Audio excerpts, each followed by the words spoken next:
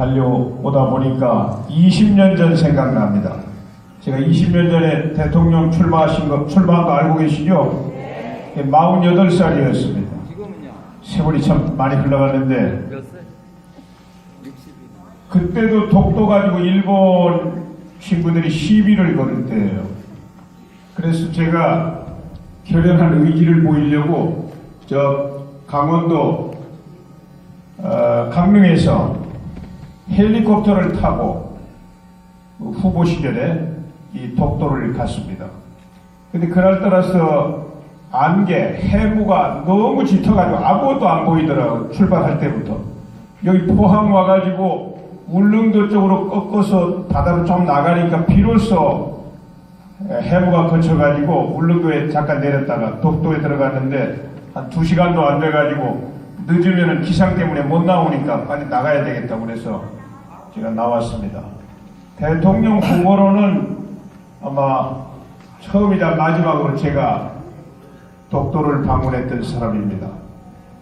여기 독도가 아주 멋있게 그려지고 있는데요. 독도는 뭐 이름 자체가 외로운 섬이다 이렇게 되어 있는데 이게 우리가 눈으로는 조그마한 섬 2개가 보이지만 그러나 저 독도의 이 수심이 제가 정확하게 기억이 안 나는데 한 3,000m가 넘습니다.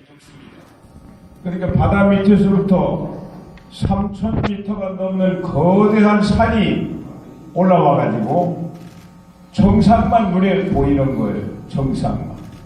그러니까 우리가 그냥 외로운 섬으로 독도를 보지 마시고 물에 가려서 보이지 않는 거대한 산 내려가면서 거기에 얼마나 많은 자원이 함께하고 있는가. 일본 아이들이 왜 말도 안 되는 역사적으로나 법적으로나 현재 실효적으로 우리가 지배하고 있는 이 섬을 왜 지금 자꾸 저렇게 시비를 걸어올까?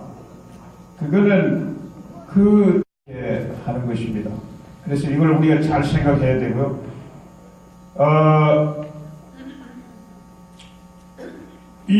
그 대마도 있죠, 대마도. 저 친구들이 처음에는 우리 눈으로 안 보인다. 울릉도에서 눈으로 안 보인다는데 눈으로 보입니다. 우리 독도가요. 그리고 이 대마도 있지 않습니까? 부산 앞바다. 50km밖에 안 떨어져 있어요. 눈으로 보입니다. 부산 가면은 날씨 좋은 날. 그러나 일본에서는 절대 안 보여요. 그러면 그 친구들 논리대로 하면은 대마도는 당연히 우리 땅입니다. 근데 역사적으로도 우리 땅이에요, 대마도가. 이 세종대왕 때 하도 외구들이 대마도에서 와가지고 괴롭히니까 이종무 장군을 보내가지고 정벌을 했습니다. 그래가지고 그때 그 대마도에 도주라고 하는데 그 지배자가 도도옹야라고 있었는데 이 친구가 와가지고 조선 조정에 복속했습니다. 다 우리 이제 조선에 다 바친다 대마도를. 그래서 해마다 조공 세금을 냈습니다. 우리가 그 뒤에 그걸 포기한 일이 없습니다. 그래서 이승만 대통령 때 대마도를 한국에 반환하라 일본의 외교 문서로 공식 요구를 했어요. 지금 이 말도 안 되는 우리 독도 이걸 가지고 일본이 계속 우리를 괴롭힙니다. 우리를 신경질나게 만들고 있어요. 요즘은 뭐 역사 교과서에까지 대대적으로 넣어가지고 일본의 어린이들한테 저게 자기들 영토라고 가르치고 있습니다. 우리가 어떻게 대응해야 되나요? 대마도의 반환을 이승만 대통령 때처럼 요구해야 됩니다. 그래서 대응해야 돼요. 그 다음에 이 국경, 영토냐 아니냐 하는 건 국경이 아닙니까? 국경이라는 건 하늘이 정해준 거는 아닙니다. 하늘이 정해준 게 아니지 않습니까? 역사적으로 한 민족, 한 국가가 지배하는 영역이고 그것이 국제법적으로 이렇게 설정이 된 겁니다. 그래서 큰 전쟁이 일어나고 나면 전쟁이 끝나고 평화 체제가 만들어질 때 국경이 자꾸 바뀝니다. 유럽 같은 나라 다닥다닥 붙어있는 거기 국경 전쟁 일어나고 끝나면 다 바뀝니다.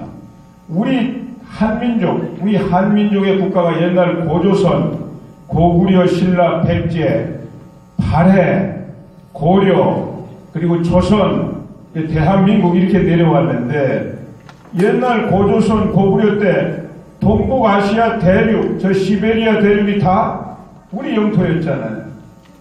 우리가 언제 우리 민족이 스스로 포기할 일 없습니다.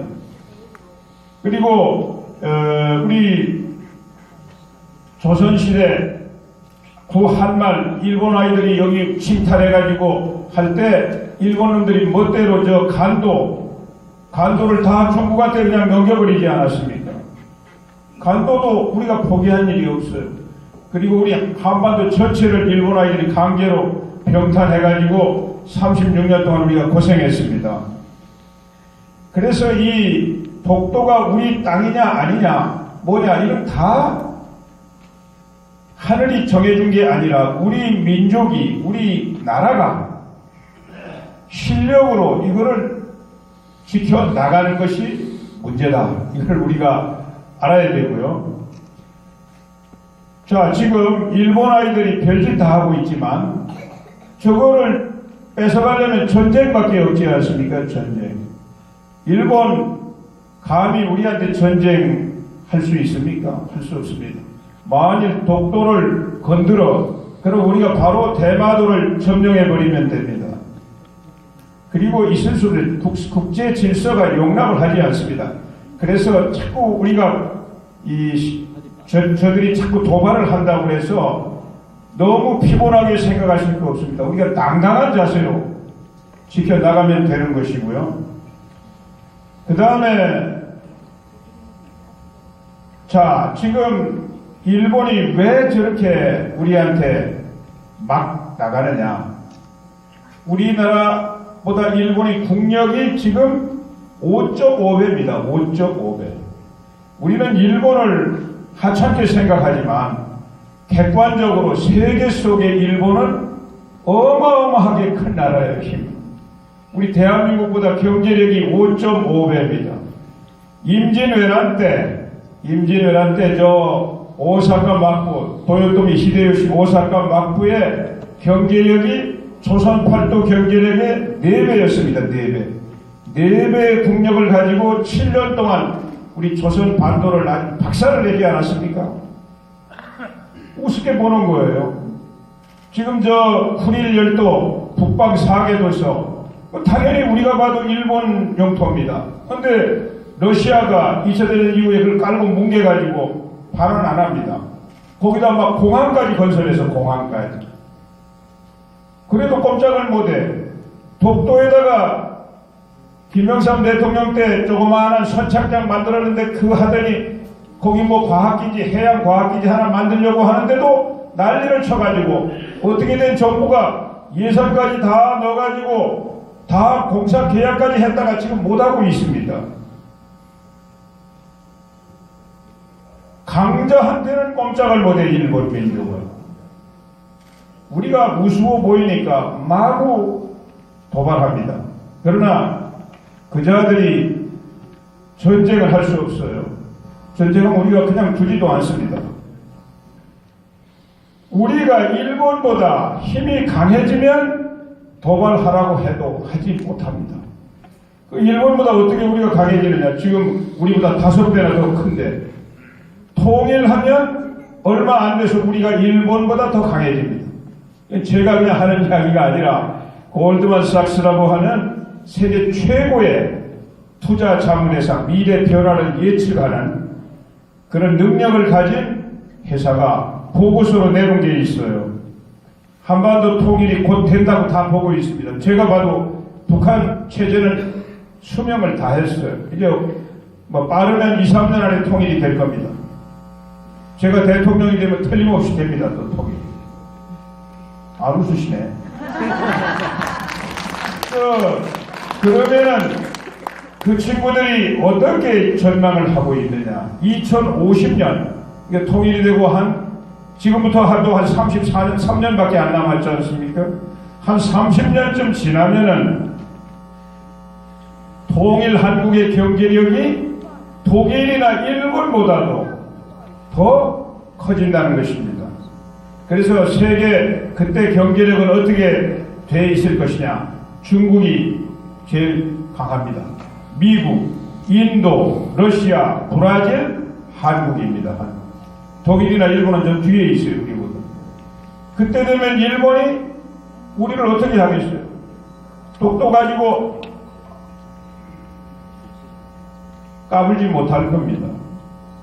그러니까 우리가 이렇게 지금 그리고 이제 옛날에 우리의 영토였던 저 동북아시아 대륙, 시베리아, 러시아의 연해주, 사할린, 블라디보스토크, 하바로프스크 이런 주 전부가 다 우리 영토였는데 그것도 다 이제 군사적으로 가서 점령하는 시대는 지났지만 경제적으로, 문화적으로 우리 영향권 안에 다 들어오게 돼 있습니다. 자, 그러면 독도 저 해저 저 일대 밑에는 어떤 자원이 있기 때문에 일본이 저렇게 악랄하게 나오느냐? 거기는 어업 자원도 많이 있습니다. 그러나 뭐 고기 정도 이런 거 가지고 일본이 저렇게 집요하게 나올 수는 없어요. 뭐가 있냐?